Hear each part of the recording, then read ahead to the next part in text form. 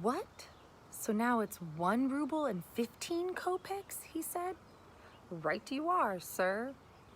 The young man did not argue and took the money. He looked at the old woman and made no move to leave, as if he still wanted to say or do something, but he himself did not seem to know precisely what. One of these days, Leona, I may bring you yet another thing, silver, nice, a cigarette case, once I get it back from a friend of mine. He became confused and fell silent. So we'll talk then, dearie, she said. Goodbye, ma'am.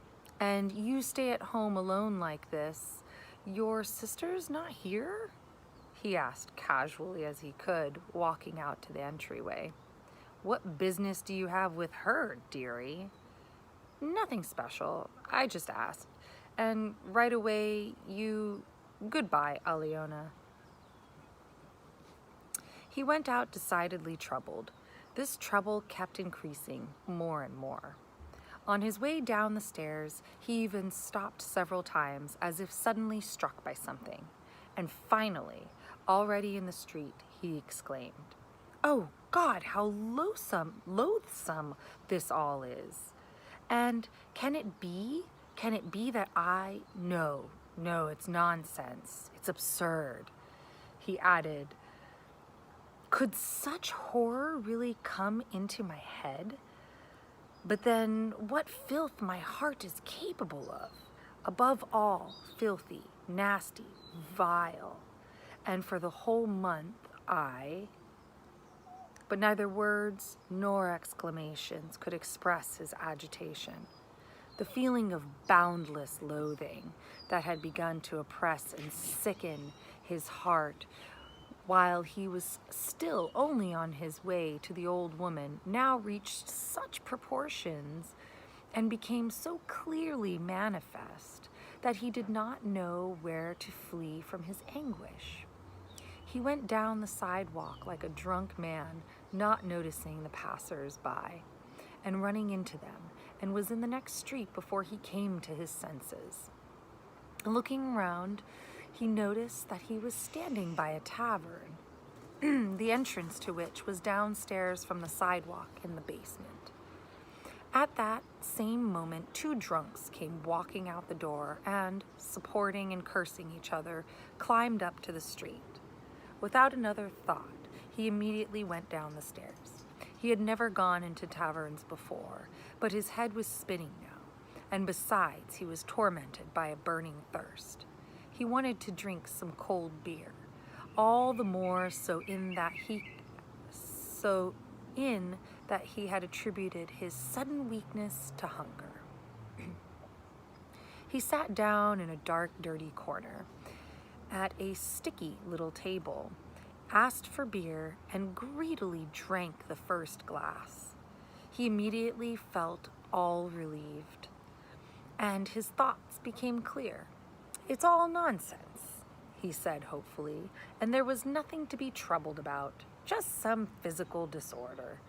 1 glass of beer, a piece of dry bread, and see, in an instant the mind gets stronger, the thoughts clearer, the intentions firmer.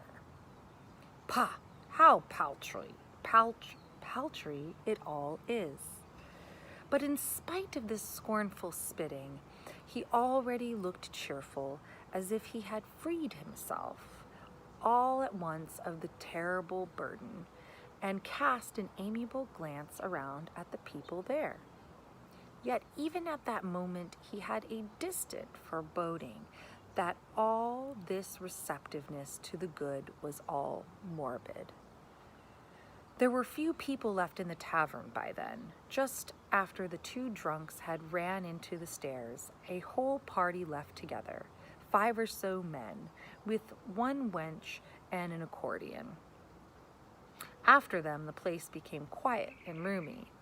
There remained 1 man who looked like a tradesman, drunk, but not very, sitting over a beer, his friend, fat, enormous, in a tight-waisted coat, and with a gray beard, who was quite drunk, had dozed off on a bench, and every once in a while, as if half awake, would suddenly start snapping his fingers, spreading his arms wide, and jerking the upper part of his body without getting up from the bench, while he sang some gibberish, trying hard to recall the verses, something like, "The whole year long he loved his wife. The whole year long he loved his wife." Or again, suddenly waking up, "Down Podyachka he did go. He met a girl he used to know." But no one shared his happiness. His silent friend even looked upon all these outbursts with hostility and mistrust. There was yet another man there who, in appearance, resembled a retired official. He was sitting apart over his little crock, taking a sip every once in a while and looking around. He also seemed somewhat agitated.